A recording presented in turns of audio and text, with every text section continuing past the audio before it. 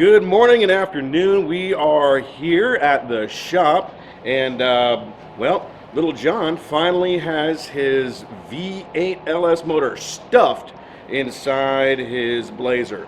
Now, there were a couple of modifications that needed to be done to our plans, and we want you to hear this thing run. However, there's a couple little, well, things that we'll discuss here in a minute. John, take it away. All right. Well, it's not perfect by no means. We still got a lot of work to do, but it's stuffed in. We got a new coupler coming here that'll actually have a service port where we can bleed out the air system, get all the air out of it. We got to reroute the fuel injection line, the upper line for the intake. That's got to be done. Still having some minor transmission issues. At least that's what we're thinking it is. I'm going to have my training guy come out and look at it. But it's stuffed in. We modified. We ordered a new intake tube for this to kick it back so that the air filters on the over top of the intake. We may end up routing it out to the side somewhere. But let's get it fired up and let you listen to it.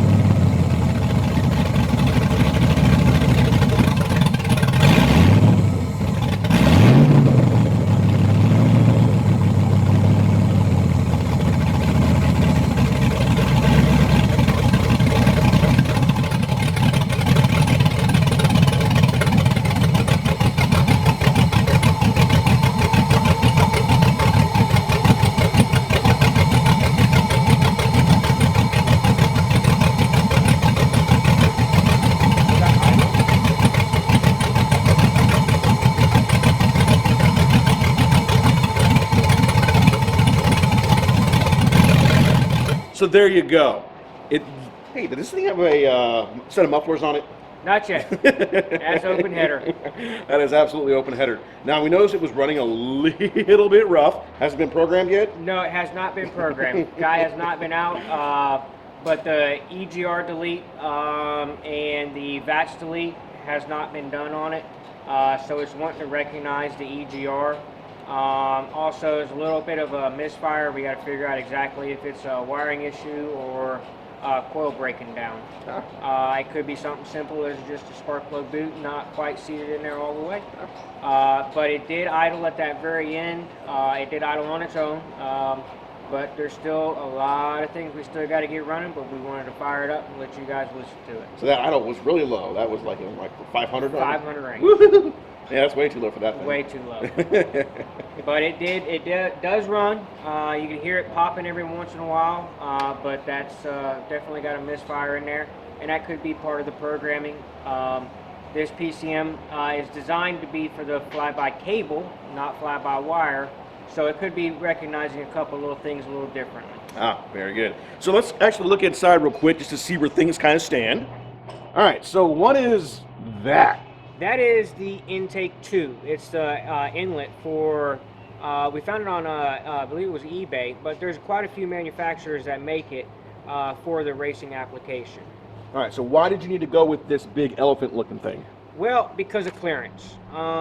There's not enough room for regular intake system because this is running the original location for the alternator and air compressor.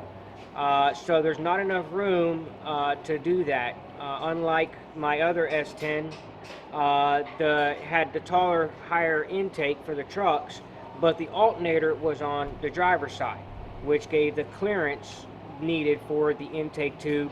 And it was a standard transmission, so it was pushed back an extra ½ inch to give me that extra clearance needed. Good deal. Now I noticed the wiring is still kind of a spider web over here. Is that permanent? Is that going to be No, fixed? that's going to get cleaned up. Right now, I just wanted to make sure that the wiring was done and running. These connectors over here are going to be gone. I just wanted to make sure there was nothing else needed for the programming, just to be on the safe side. But that'll all get cleaned up and get taken away.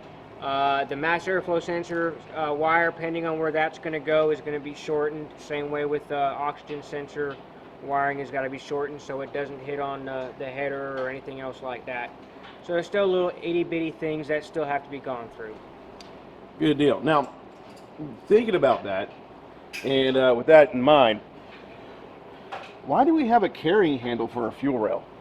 Well, this fuel rail is for the Silverados. Actually, specifically, this was 2008 Silverado fuel rail because it was returnless. But you can actually see from the other videos of how much taller the intake is on a Silverado compared to the LS3, LS6, 6-liter, and 6.2. So it's quite a bit shorter. That's why that got that extra long carrying handle, as you like to say, because of the high-rise intake for the Silverados.